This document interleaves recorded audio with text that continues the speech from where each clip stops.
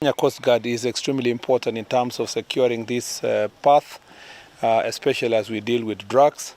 And we've come here to look at their preparedness, and we've realized that they need more boats. At the moment, we are expecting proper rehabilitation after an overhaul of 9 boats. And we want to expedite that process to enable the Coast Guards to working together with a multi-agency team from other sectors to ensure that they can patrol the Lake Victoria.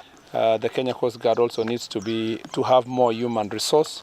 Recently, we did recruitment in both KDF and Kenya Police Service, and upon graduation of the recruits, we believe that an additional 200 officers will be drawn from the armed forces, the other armed forces who have done the training, so that they can work, they can be deployed to Kenya Coast Guard.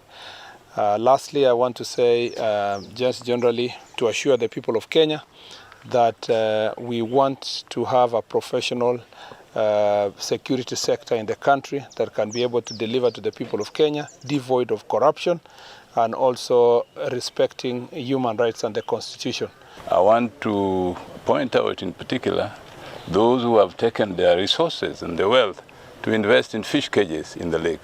We have had occasions where the fish cages have been robbed overnight, and I'm glad that the government is taking the security of the fishermen and the fisherfolk very seriously.